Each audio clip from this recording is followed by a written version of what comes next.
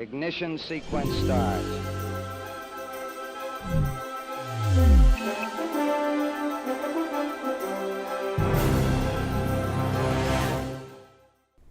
Good morning, and welcome to this peek inside the International Space Station Flight Control Room at NASA's Johnson Space Center. This is where there's always a team of specialists on duty monitoring the performance of the space station systems and working with the expedition crew members as they move through a daily agenda of science research and space station maintenance.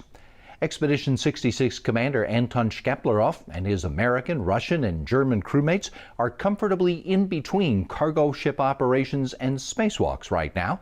They spent this week focusing on science experiments in the station's laboratory modules. Houston Station on Space to Ground. Welcome to Space to Ground. I'm Shaniqua Vereen. The 7 members of Expedition 66 kept a busy pace of science all through January, and February is looking to be just as packed. European Space Agency astronaut Matthias Maurer recently printed samples from a handheld bioprinter. Bioprinting is a subcategory of 3D printing, which uses viable cells and biological molecules to print tissue structures. Bioprint First Aid demonstrates a portable handheld bioprinter that uses a patient's own skin cells to create a tissue-forming patch to cover a wound and accelerate the healing process. On future missions to the Moon and Mars, bioprinting such customized patches could help address changes in wound healing that can occur in space. Extracting an individual's cells before a mission may enable more immediate response to injury. And what else is a buzz aboard the station? The science continues with a B. Astrobee, that is. NASA flight engineer Mark Van de Hei performed a series of tests for the Rome investigation. Rome uses the space station's Astrobee robots to observe and understand how targets tumble, and uses this information to plan ways to safely reach them. Astrobee, NASA's free-flying robotic system, is designed to help astronauts reduce time they spend on routine duties, leaving them to focus more on the things that only humans can do. To hear more about Astrobee, catch this week's Houston We Have a Podcast. Eric Ketterhagen, the Spheres and Astrobee operations lead at NASA's Ames Research Center, will talk about what's a buzz with these flying robots in space. And finally, outside the station, more science was deployed. A pair of small satellites called CubeSats were deployed outside the Japanese Kibo laboratory module. This release included the Light 1 CubeSat, which focuses on the detection of terrestrial gamma ray flashes coming from the Earth's atmosphere. Space to Ground. Another CubeSat developed by the Georgia Institute of Technology has experimental deployable solar panels and a deployable UHF radio antenna. The modest size, cost, and weight of CubeSats like these are increasing access to space and expanding low Earth orbit research. To follow these experiments and for the latest updates, follow along with us on Twitter at ISS_research. That's Space to Ground. Thank you for watching. We'll see you next week.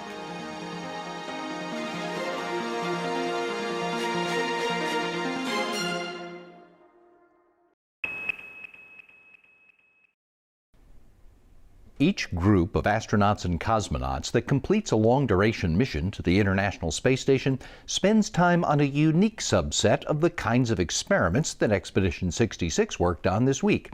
The astronauts who rode to space on the Crew 2 spaceship came back to Earth recently with their own legacy of work on hundreds of experiments. Here's a look at just some of their accomplishments during 199 days in space.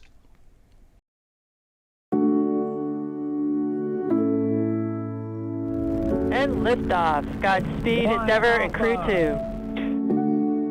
The crew is go for ingress, and you can see Aki is the first to ingress onto the International Space Station. We're so excited to be here. We're ready to get to work. There's a lot of great science, and we're just excited to learn and get started.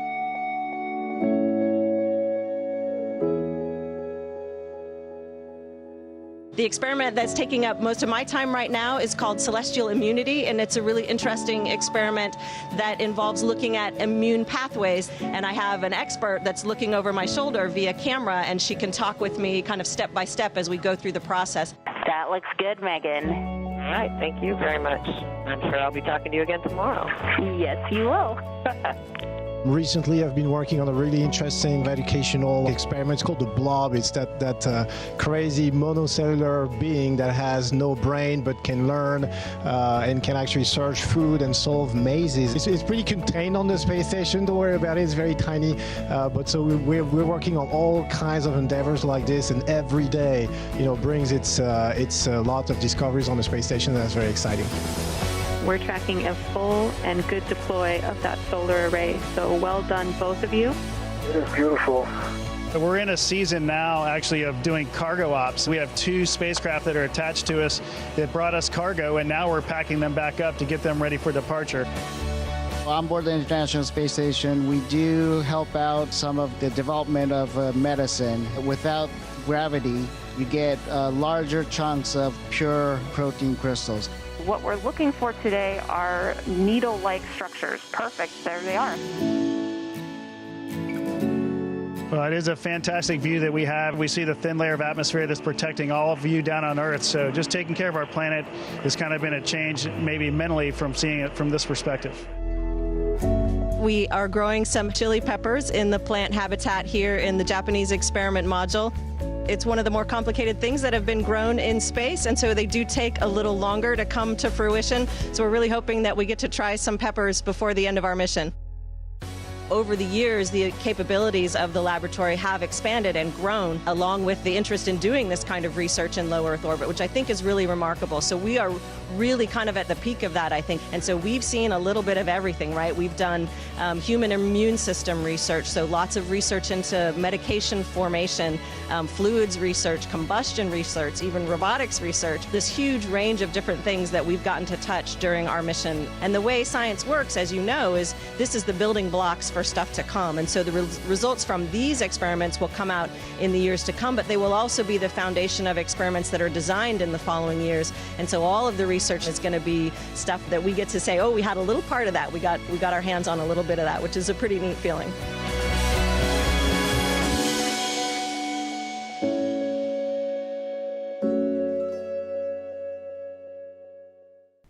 The International Space Station orbits 250 miles above the Earth and the vast diversity of plant and animal life that exists here.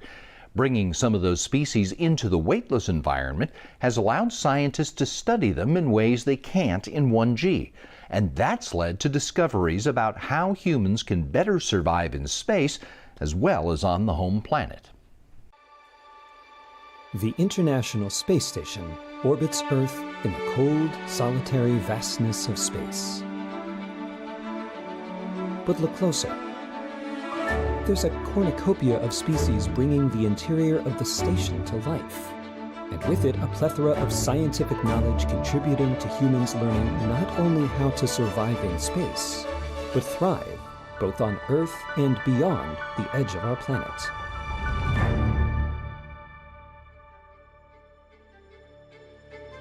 Animals that fly in the air, animals that swim, squirt, and float in water, animals that creep, crawl, walk, and run on land, all are being studied to learn how they react and adapt to microgravity conditions.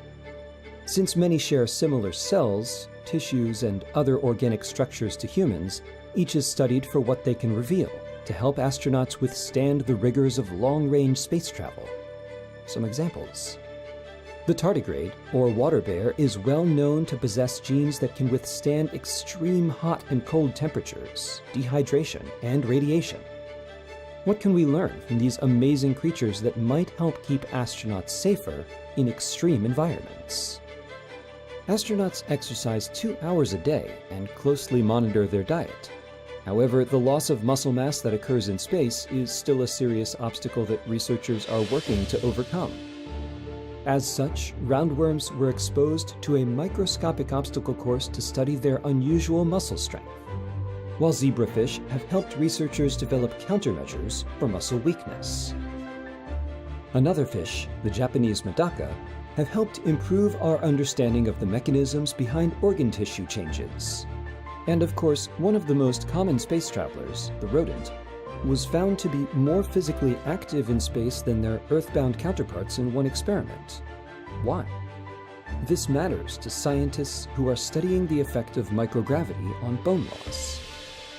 Jennifer Buckley is the Deputy Chief Scientist for the International Space Station Program Research Office at NASA's Johnson Space Center. She explains how studying multi-generational organisms can have big impacts on our understanding of both animal and plant biology in space. Fruit flies multiply so quickly, we can observe several generations at one time. We can trace the actual development of an organism from conception to birth to adulthood and old age, and the genetic changes from one generation to another are easy to track. Regarding plants, Buckley says, plants develop differently in microgravity. They don't know which way is down anymore. They no longer have a gravity signal for their root structure. So we examine their RNA to see how it's giving directions and signals, and how that differs from the way plants behave on Earth. Many types of plants are grown on the station, from flowering plants to leafy greens to vegetables. What we learn could influence our approach to growing different plant types in the future. Practical benefits for those on Earth have come from studying all these various forms of life in space. Traditional fertilizer can't be used on plants in space, as they're not grown with traditional soil. As a result, NASA scientists, working closely with the private sector, developed a fertilizer that would release its nutrients over a specific amount of time. The process proved to be not only successful in space, it can also be used on Earth in vertical farms and urban plant factories. Life in space is not new. The study of numerous species going back several decades have given researchers multiple views of how life can exist and thrive in the harsh environment of space. Buckley concludes, we'll conduct hundreds of experiments during each 6-month expedition. We want to study a broad diversity of organisms that will help us travel beyond low Earth orbit, while also giving us insights that may improve life on Earth. For more information about the multitude of life on board the space station, go to www.nasa.gov/ISS-science. To discover more about the space on, around, and beyond our planet, visit science.nasa.gov.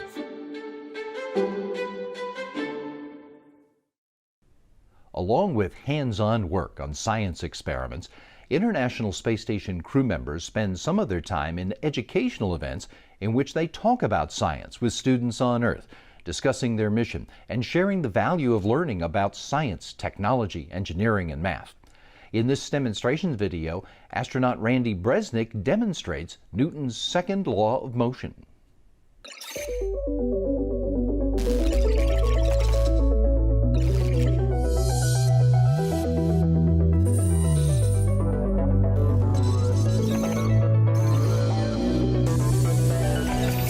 Hello everyone, I'm astronaut Randy Bresnik, living and working aboard the International Space Station. Now, on the space station, we live in a microgravity environment. Do you think the laws of physics will hold up? Come on, let's go find out. The acceleration of an object depends on the net force acting on the object and the mass of the object, or F equals ma. Jolly good show, Sir Isaac. Here we see that once the force of the thrust is greater than the weight of the vehicle, the rocket begins to accelerate. All right, we're going to start with something small, something you might have at home. A little stick of chapstick. We'll go ahead and use our force, being our bungee cord here. We'll put it on our bungee, and we'll pull it back. Let it go. And you can see how fast it accelerates because there's very little mass.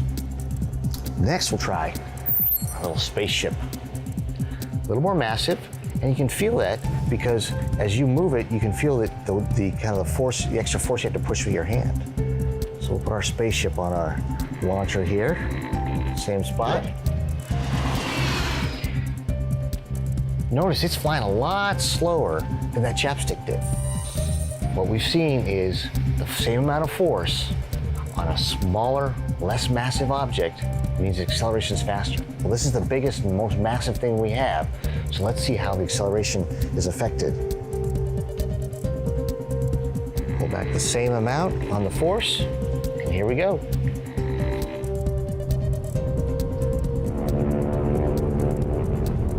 have it.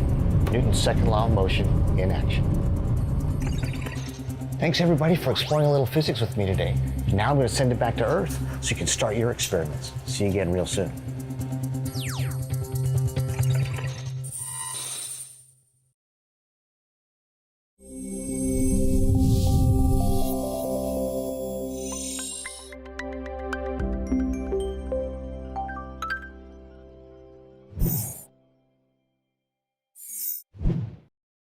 Okay, time for a space riddle. What has 3 eyes and swivels? If you guessed Raven, you're right. If you don't know what Raven is, stay with us for this Tech on Deck episode as NASA's Exploration and In-Space Services Project Division at the Goddard Space Flight Center explains the technology demonstration payload on the International Space Station that's helping NASA engineers develop an autopilot for spacecraft that may be used in future exploration missions. Did you know there's a 3-eyed raven currently perched on the International Space Station? Not an actual bird, but rather a technology payload that is helping NASA develop a relative navigation system, or autopilot, for spacecraft. Launched to station in 2017 aboard a SpaceX Dragon on the company's 10th commercial resupply services mission for NASA, and installed on the outside of ISS by station's Dexter robot, Raven is equipped with 3 distinct camera vision systems: visible, infrared, and LiDAR. Combined with NASA-developed software algorithms, this rotating module of technology keeps a weather eye on arriving spacecraft.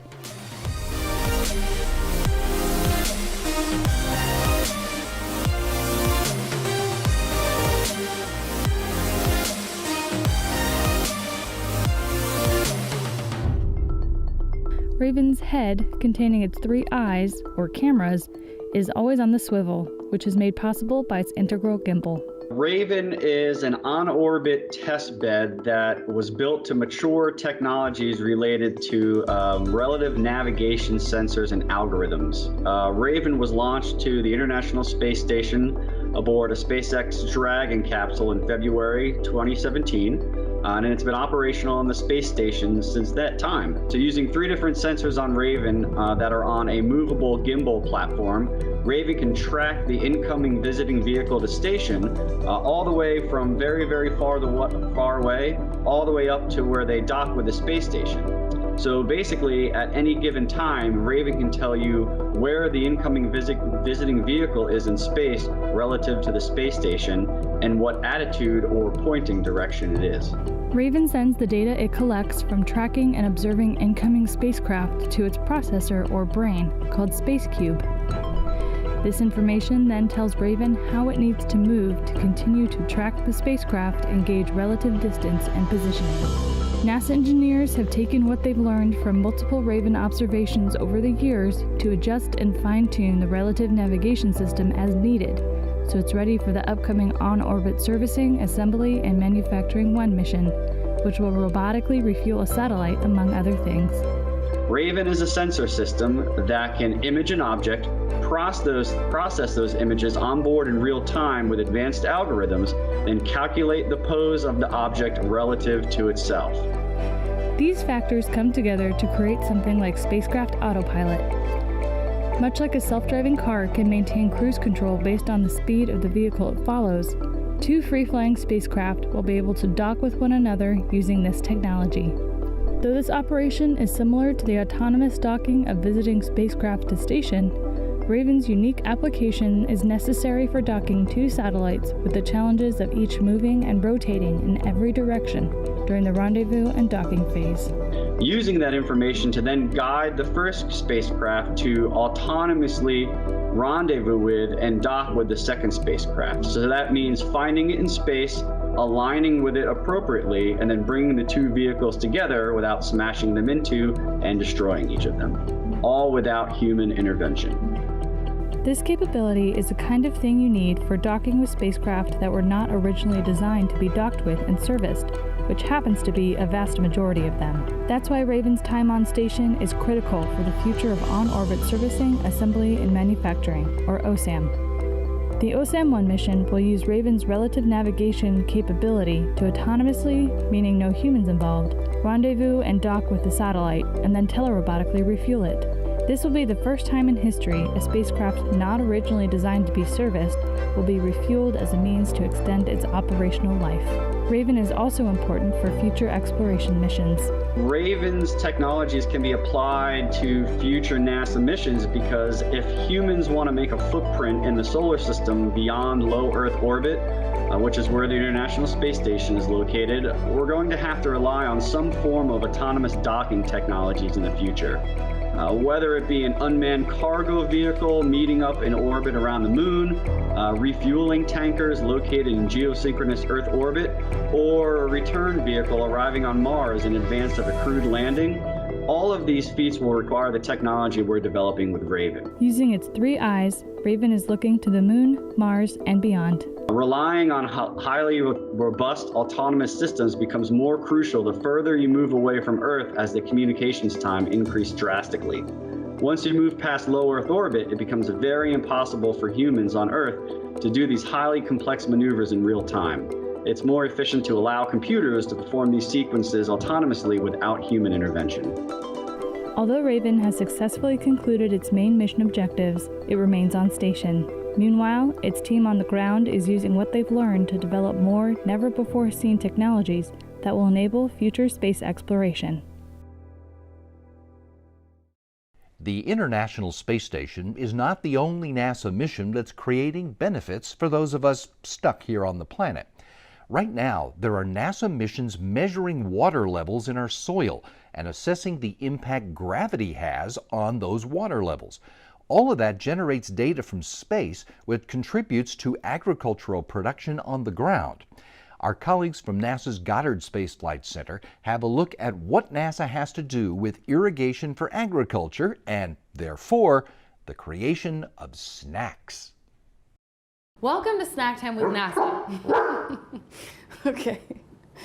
Welcome to Snack Time with NASA. I'm your host, Kathleen Gaeta, and this is my dog, Bowie, and we both really love cheese. So this past year at home, I think we've all learned to appreciate the little things in life, and again, one of those things for us is a nice big cheese board. So today, I'm gonna show you how I like to prepare my own and where NASA actually fits on the board. Many people don't know that NASA has a lot to do with the food on your plate. So we're gonna highlight some of the foods NASA helps grow using data from space. Now, when you think of NASA and dairy especially, you might think of a freeze-dried ice cream for astronauts, but the connection actually goes a lot deeper. So why a cracker and cheese board? When we're talking about food, it all comes down to water. Corn, soy, alfalfa, it all needs water to grow, whether it's being fed to humans or dairy cows. So when farmers are better prepared for a water shortage in advance, they can make more sustainable decisions, like what crops to grow, how to irrigate them, and where and what to feed their livestock. So here to help explain the connection between space and plate is Matt Rodell, NASA hydrospheric scientist. Hey Matt, how's it going? Hey Kathleen, how are you? Thanks for having me. I'm good, thanks for being here. So while I attempt to cube some cheese, can you tell me what NASA has to do with irrigation for agriculture? Absolutely. So agriculture requires a nice wet soil for growing crops. In order to know how well the crops are going to grow, the farmers need to have a better idea of how much water there is in the soil. And so we've been coming up with better ways for monitoring soil wetness from space. One of the ways we do this is we use a NASA satellite called SMAP, which is an acronym. And SMAP actually measures the wetness in the top of the soil worldwide every day. And this information is vital for understanding how much water is available for the plants, how much water is needed for irrigating the crops. And so it's useful for farmers and land managers and others. It's also useful for monitoring drought. Another mission that NASA has is called GRACE, which is another acronym. And GRACE is really incredible because it uses measurements of Earth's gravity field to understand the amount of water on and in the land surface. So we can even measure things like the amount of water in the underground aquifers, deep underground. This is vitally important because groundwater is one of the main sources of water for agriculture. It's also a source of water for people who have wells in their backyard like I do. So when I turn the faucet on, that's groundwater coming out. And in fact, about half the produce that we eat, we have groundwater to thank for that because it's used for that much irrigation. This includes things like like the wheat in your crackers, soy, fruits and vegetables on your platter, etc. So all of these things NASA's doing are really contributing to our understanding of the water availability that's critical for irrigating all of these crops. Interesting, and a good reminder that this cheese board needs dressing up. So I have edamame in front of me, and what I believe to be the most underrated part of a cheese board, which are carrots and olives. Yeah, those are pretty water-intensive crops, and they're grown in the Central Valley, which is someplace where proper water management is really critical. I see you have some grapes there too. Speaking of grapes, NASA has an ongoing project with the U.S. Department of Agriculture and vintners in California called GrapeX, where we're using data from Landsat satellite along with multiple other space and ground-based observation sources and advanced computer models to help to schedule irrigation for these vineyards and therefore preserve the precious resource water. It's really precious in California, where there's an ongoing drought right now, as well as most of the American West. We use data from multiple satellites to monitor drought. This helps the end users like the farmers and the ranchers and others that are interested in agriculture to better prepare for drought and to better plan how to mitigate the effects of drought. Drought's going to become even more important in the future, we believe, with climate change. It's likely that in some parts of the world, droughts are going to become more frequent and more intense. And it's possible that the dry parts of the world will get drier, wet parts of the world will get wetter. That's where NASA comes in. So we're helping with not only the current monitoring drought, but the forecasting of near current drought, and then predictions of how climate is going to change in the future and how it's going to affect our water resources. Well, Matt, it looks like my cheese board's done. What do you think? I think it looks delicious, and I can't wait to go start my own lunch. Thanks so much for having me, Kathleen. Thank you for joining me, and thank you everyone for watching. I hope you learned a lot. I know I did, and I hope this episode wasn't too cheesy for you.